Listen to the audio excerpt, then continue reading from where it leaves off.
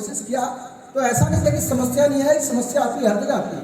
कुछ लोगों ने सवाल किया कि सर काम तो बहुत बढ़िया है, अच्छा है, तो सर इतने पैसे आते कहाँ से हैं? तो मैं भी नया था, मैंने अपने सीनियर से सवाल किया, सीखा सवाल का जवाब और लोगों को क्लियर किया और धीरे धीरे कारोबार बन गए। ऐसा नहीं कि सवाल, मैंने क्या बोला, शक मत कीजिए, सवाल कीजिए, जवाब मिले तो कीजिए, नहीं तो नहीं कीजिए। आप भी किसी कपड़े की दुकान में जाते हैं, आपको लगता है इस साड़ी का कलर उतर जाएगा, तो आप सवाल करते हैं भैया कलर तो नहीं उतर पाएगा। Yes sir. तो आगे वाला क्या बोलता है? ले जाइए। नहीं नहीं नहीं ले जाइए, मेरा मुंह में मार दीजिए ना। ऐसे बात करते हैं ना। यदि कुछ सामान खरीदते हैं और आप बोलते हैं खराब तो नहीं, अरे इसका खाना बनाइए खाइएगा, नहीं तो सीधे बना के लेके आइएगा। ठीक है, ये क्या है? जवाब दिया ना उसने, कॉन्फिडेंस दिखाया ना उसने, बताया ना उसने। यदि आप सवाल कर रहा है तो इसका मतलब बिजनेस खराब नहीं है। बिजनेस जितना बड़ा होगा सवाल उतने बड़े होंगे, बिजनेस जितना छोटा होगा सवाल उतने छोटे होंगे। मुझे बताया गया, मुझे बोला गया कि सर इतने पैसे कहाँ से आते हैं, मैं सीखा और उसके बाद मैंने बताना चालू किया।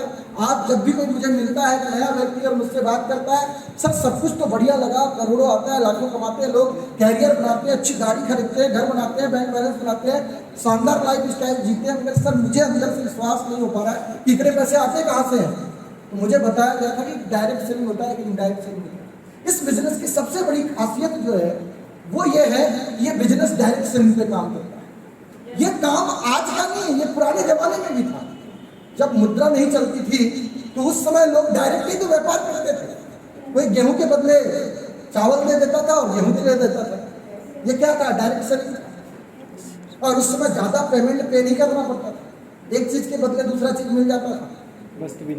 ठीक है, तो जब डायरेक्ट व्यापार होता है तो पैसे कम लगते हैं, ठीक है, मगर जब इनडायरेक्ट व्यापार होता है तो पैसे ज्यादा लगते हैं। और उसके बीच में बहुत सारे डिपार्टमेंट भी आते हैं, regional distributor, local distributor, wholesaler, dealer, retailer और एडवर्टाइज करने वाले लोग होते हैं। कहा जाता है इतने सारे लोग बीच में आते हैं कि 1 रुपए का चीज 15 रुपए में हो जाता है और टोटल कमाई का कंपनी 70% लोग इनके ऊपर खर्च कर देता है।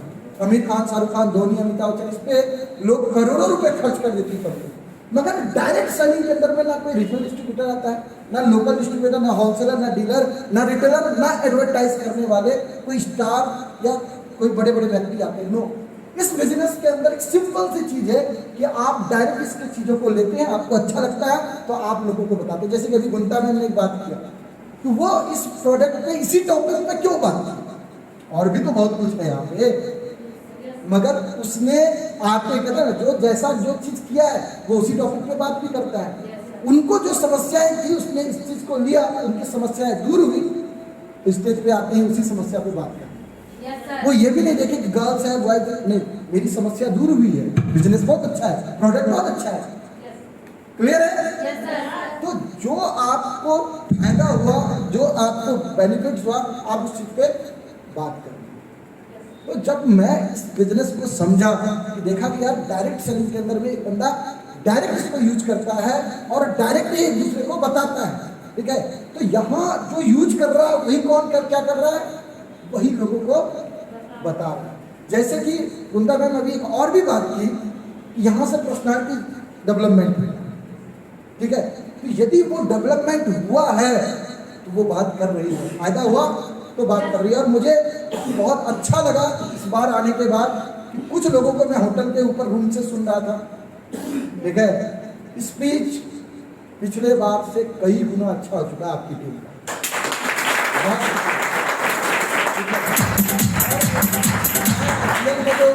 3 लोगों को ही सुन पाया, मतलब यहाँ आकर के, और वाकई क्या जोरदार स्पीच कुंता मैम ने दिया, एक जोरदार क्लैपिंग हो जाए।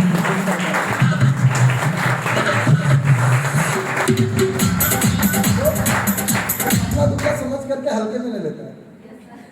मैं बोलता हूँ लड़कों पे भारी है उसका स्पीच, उनकी बात वो तो अपलाइन पे भी भारी पड़ जाती है कभी, ठीक है, एक जोरदार क्लैपिंग होना चाहिए।